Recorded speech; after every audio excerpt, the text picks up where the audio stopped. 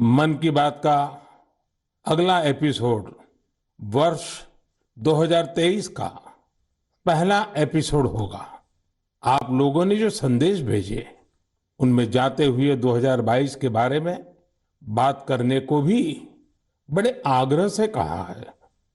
अतीत का अवलोकन तो हमेशा हमें वर्तमान और भविष्य की तैयारियों की प्रेरणा देता है।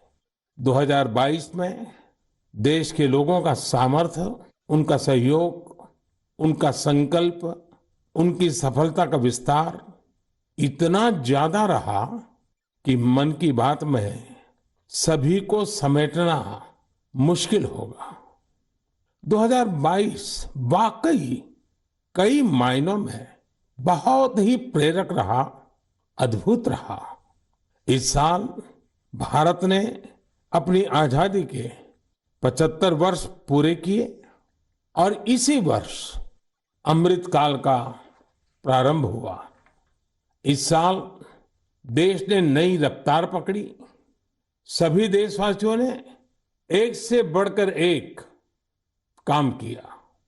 2022 की विभिन्न सफलताओं ने आज पूरे विश्व में भारत के लिए एक विशेष स्थान बनाया है। 2022 यानी भारत द्वारा दुनिया की 5वीं सबसे बड़ी अर्थव्यवस्था का मुकाम हासिल करना। 2022 यानी भारत द्वारा 220 करोड़ वैक्सीन का अविश्वसनीय आंकड़ा पार करने का रिकॉर्ड। 2022 यानी भारत द्वारा निर्यात का $400 बिलियन का जादुई आंकड़ा पार कर जाना। 2022 यानी देश के जन जन द्वारा आत्मनिर्भर भारत के संकल्प को अपनाना, जी कर दिखाना। 2022 यानी भारत के पहले स्वदेशी एयरक्राफ्ट कैरियर आईएनएस विक्रांत का स्वागत। 2022 यानी स्पेस, ड्रोन और डिफेंस सेक्टर में भारत का परचम। 2022 यानी हर क्षेत्र में भारत का दमखम। खेल के मैदान में भी, चाहे कॉमनवेल्थ गेम्स हो या हमारी महिला हॉकी टीम की जीत, हमारे युवाओं ने जबरदस्त सामर्थ्य दिखाया। साथियों, इन सब के साथ ही साल 2022 एक और कारण से हमेशा याद किया जाएगा। ये है एक भारत श्रेष्ठ भारत की भावना का विस्तार।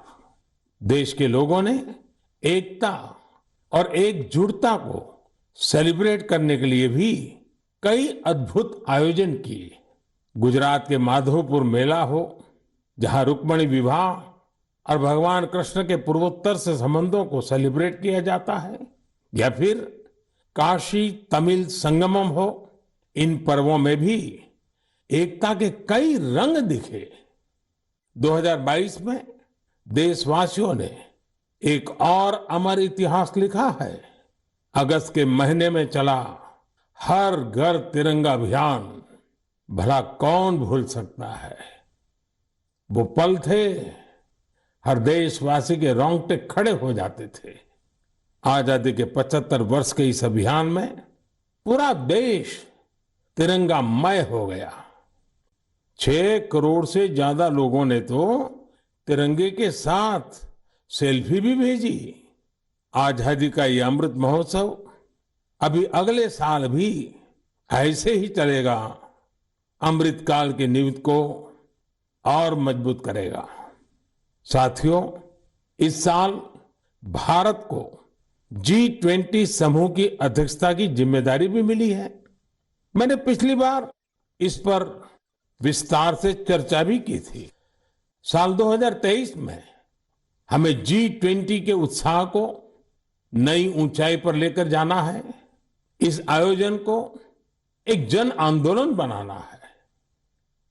मेरे प्यारे देशवासियों, आज दुनिया भर में धूमधाम से क्रिसमस का त्योहार भी मनाया जा रहा है। ये जीसस क्राइस्ट के जीवन, उनकी शिक्षाओं को याद करने का दिन है। मैं आप सभी को क्रिसमस की ढेर सारी शुभकामनाएं देता हूं। साथियों, आज हम सभी के श्रद्धेय अटल बिहारी वाजपेयी जी का जन्मदिन भी है। वे एक महान राजनेता थे जिन्होंने देश को असाधारण नेतृत्व दिया। हर भारतवासी के हृदय में उनके लिए एक खास स्थान है। मुझे कोलकाता से आस्था जी का एक पत्र मिला है। इस पत्र में उन्होंने हाल की अपनी दिल्ली यात्रा का जिक्र किया है। वे लिखती हैं कि इस दौरान उन्होंने पीएम म्यूजियम देखने के लिए समय निकाला। इस म्यूजियम में उन्हें अटल जी की गैलरी खूब पसंद आई। अटल जी के साथ वहां खींची गई तस्वीर तो उनके लिए यादगार बन गई है। अटल जी की गैलरी में हम देश के लिए उनके बहुमूल्य योगदान की झलक देख सकते हैं। इंफ्रास्ट्रक्चर हो, शिक्षा या फिर विदेश नीति, उन्होंने भारत को हर क्षेत्र में नई ऊंचाइयों पर ले जाने का काम किया। मैं एक बार फिर अटल जी को हृदय से नमन करता हूं। साथियों, कल 26 दिसंबर को वीर बाल दिवस है और मुझे इस अवसर पर दिल्ली में साहिबजादा जोरावर सिंह जी और साहिबजादा फतेह सिंह जी की शहादत को समर्पित एक कार्यक्रम में शामिल होने का सौभाग्य मिलेगा। देश साहिबजादे और माता गुजरी के बलिदान को हमेशा याद रखेगा। मेरे प्यारे देशवासियों, हमारे यहां कहा जाता है, सत्यम किम प्रमाणम, प्रत्यक्षम किम प्रमाणम। यानी सत्य को प्रमाण की आवश्यकता नहीं होती, जो प्रत्यक्ष है उसे भी प्रमाण की आवश्यकता नहीं होती। लेकिन बात जब आधुनिक मेडिकल साइंस की हो तो उसमें सबसे महत्वपूर्ण होता है प्रमाण, एविडेंस। सदियों से भारतीय जीवन का हिस्सा रहे योग और आयुर्वेद जैसे हमारे शास्त्रों के सामने एविडेंस बेस्ड रिसर्च की कमी हमेशा हमेशा एक चुनौती रही है। परिणाम दिखते हैं लेकिन प्रमाण नहीं होते हैं। लेकिन मुझे खुशी है कि एविडेंस बेस्ड मेडिसिन के युग में अब योग और आयुर्वेद आधुनिक युग की जांच और कसौटियों पर भी खरे उतर रहे हैं। आप सभी ने मुंबई के टाटा मेमोरियल सेंटर के बारे में जरूर सुना होगा।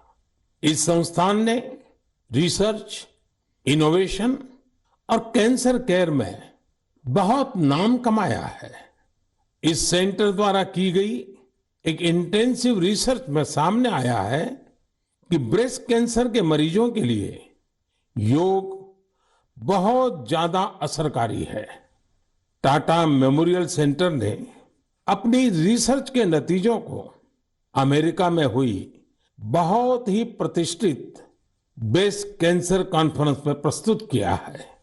इन नतीजों ने दुनिया के बड़े बड़े एक्सपर्ट्स का ध्यान अपनी तरफ खींचा है, क्योंकि टाटा मेमोरियल सेंटर ने एविडेंस के साथ बताया है कि कैसे मरीजों को योग से लाभ हुआ है। इस सेंटर की रिसर्च के मुताबिक योग के नियमित अभ्यास से ब्रेस्ट कैंसर के मरीजों की बीमारी के फिर से उभरने और मृत्यु के खतरे में 15% तक की कमी आई है। भारतीय पारंपरिक चिकित्सा में यह पहला उदाहरण है जिसे पश्चिमी तौर तरीकों वाले कड़े मानकों पर परखा गया है। साथ ही यह पहली स्टडी है जिसमें ब्रेस्ट कैंसर से प्रभावित महिलाओं में योग से क्वालिटी ऑफ लाइफ के बेहतर होने का पता चला है। इसके लॉन्ग टर्म बेनिफिट्स भी सामने आए हैं। टाटा मेमोरियल सेंटर ने अपनी स्टडी के नतीजों को पेरिस में हुए European society of medical oncology में उस सम्मेलन में प्रस्तुत किया है। साथियों, आज के युग में भारतीय चिकित्सा पद्धतियां जितनी ज्यादा एविडेंस बेस्ड होगी, उतनी ही पूरे विश्व में उनकी स्वीकार्यता बढ़ेगी। इसी सोच के साथ दिल्ली के एम्स में भी एक प्रयास किया जा रहा है। यह हमारी पारंपरिक चिकित्सा पद्धतियों को वैलिडेट करने के लिए 6 साल पहले centre for integrative medicine and research की स्थापना की गई। इसमें लेटेस्ट मॉडर्न टेक्निक्स और रिसर्च मेथड्स का उपयोग किया जाता है। यह सेंटर पहले ही प्रतिष्ठित अंतर्राष्ट्रीय जर्नल्स में 20 पेपर प्रकाशित कर चुका है। अमेरिकन कॉलेज ऑफ कार्डियोलॉजी के जर्नल में प्रकाशित एक पेपर में सिंकपी से पीड़ित मरीजों को योग से होने वाले लाभ के बारे में बताया गया है। इसी प्रकार न्यूरोलॉजी जर्नल के पेपर में माइग्रेन में योग के फायदों के बारे में बताया गया है। इनके अलावा कई और बीमारियों में भी योग के बेनिफिट्स को लेकर स्टडी की जा रही है, जैसे heart disease, depression, sleep disorders और प्रेगनेंसी के दौरान महिलाओं को होने वाली समस्याएं। साथियों, कुछ दिन पहले ही मैं वर्ल्ड आयुर्वेद कांग्रेस के लिए गोवा में था। इसमें 40 से ज्यादा देशों के डेलीगेट शामिल हुए और यहाँ 550 से अधिक साइंटिफिक पेपर्स प्रेजेंट किए गए।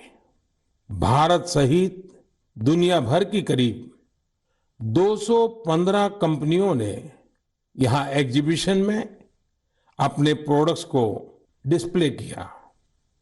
4 दिनों तक चले इस एक्सपो में 1 लाख से भी अधिक लोगों ने आयुर्वेद से जुड़े अपने एक्सपीरियंस को एंजॉय किया। आयुर्वेद कांग्रेस में भी मैंने दुनिया भर से जुटे आयुर्वेद एक्सपर्ट्स के सामने एविडेंस बेस्ड रिसर्च का आग्रह दोहराया। जिस तरह कोरोना वैश्विक महामारी के इस समय में योग और आयुर्वेद की शक्ति को हम सभी देख रहे हैं, उसमें इनसे जुड़ी एविडेंस बेस्ड रिसर्च बहुत ही महत्वपूर्ण साबित होगी।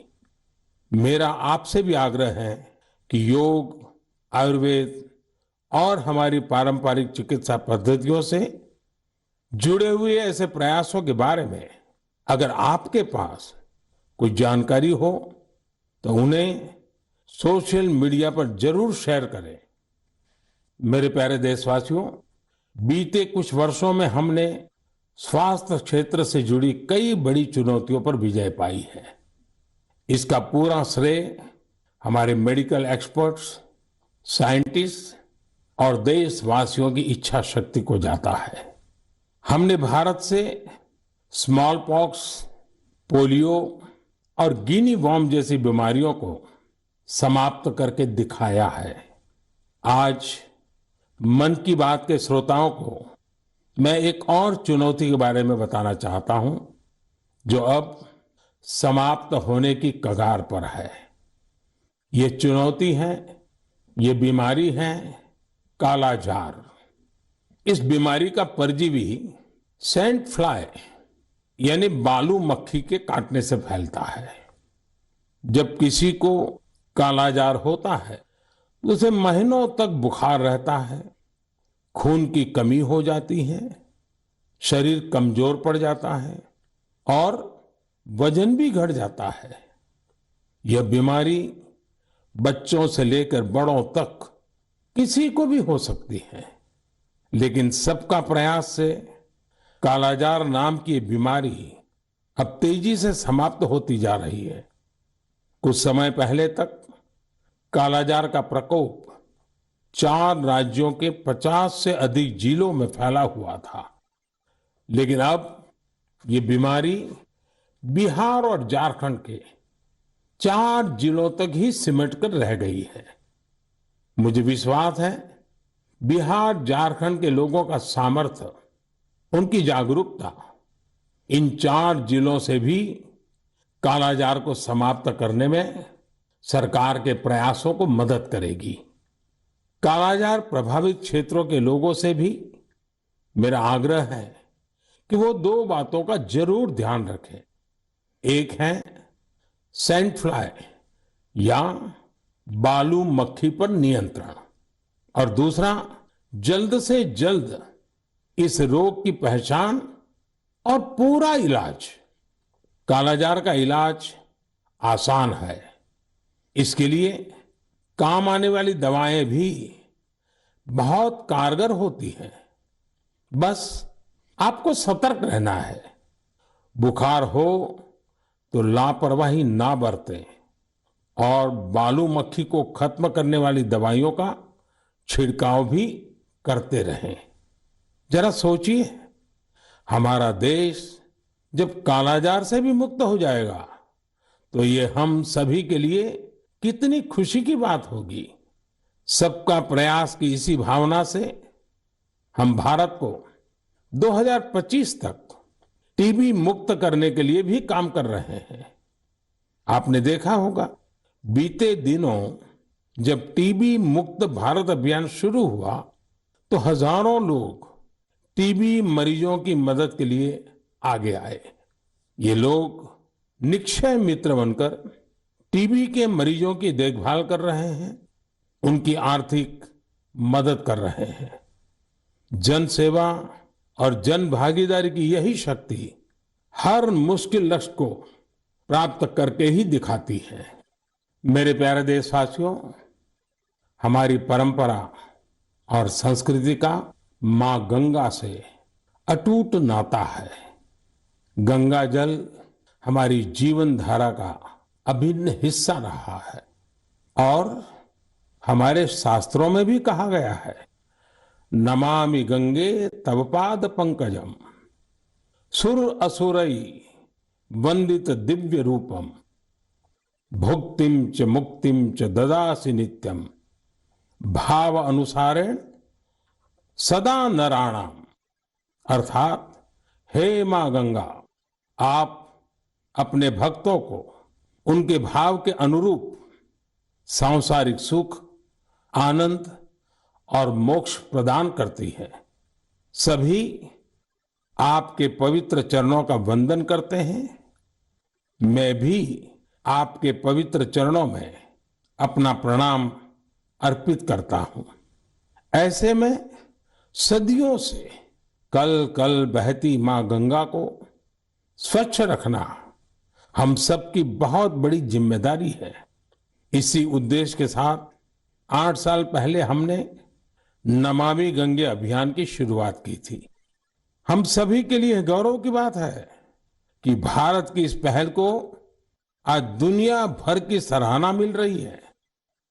यूनाइटेड नेशंस ने नमामि गंगे मिशन को इकोसिस्टम को रिस्टोर करने वाली दुनिया के टॉप 10 इनिशिएटिव में शामिल किया है। ये और भी खुशी की बात है कि पूरे विश्व के 160 ऐसे इनिशिएटिव्स में नमामि गंगे को यह सम्मान मिला है। साथियों, नमामि गंगे अभियान की सबसे बड़ी ऊर्जा लोगों की निरंतर सहभागिता है। नमामि गंगे अभियान में गंगा प्रहरियों और गंगा दूतों की भी बड़ी भूमिका है। वे पेड़ लगाने, घाटों की सफाई, गंगा आरती, नुक्कड़ नाटक, पेंटिंग और कविताओं के जरिए जागरूकता फैलाने में जुटे हैं। इस अभियान से बायोडायवर्सिटी में भी काफी सुधार देखा जा रहा है। हिल्सा मछली, गंगा डॉल्फिन और कछुओं की विभिन्न प्रजातियों की संख्या में काफी वृद्धि हुई है। गंगा का इकोसिस्टम क्लीन होने से आजीविका के अन्य अवसर भी बढ़ रहे हैं। यहां मैं जलज आजीविका मॉडल की चर्चा करना चाहूंगा, जो कि बायोडायवर्सिटी को ध्यान में रखकर तैयार किया गया है। इस टूरिज्म बेस्ड बोट सफारीज को 26 लोकेशंस पर लॉन्च किया गया है। जाहिर है, नमामि गंगे मिशन का विस्तार, उसका दायरा नदी की सफाई से कहीं ज्यादा बढ़ा है। ये जहां हमारी इच्छा शक्ति और अथक प्रयासों का एक प्रत्यक्ष प्रमाण है, वहीं ये पर्यावरण संरक्षण की दिशा में विश्व को भी एक नया रास्ता दिखाने वाला है। मेरे प्यारे देशवासियों, जब हमारी संकल्प शक्ति मजबूत हो तो बड़ी से बड़ी चुनौती भी आसान हो जाती है। इसकी मिसाल पेश की है सिक्किम के थेगू गांव के संगे शेरपा जी ने। ये पिछले 14 साल से 12,000 फीट से भी ज्यादा की ऊंचाई पर पर्यावरण संरक्षण के काम में जुटे हुए हैं।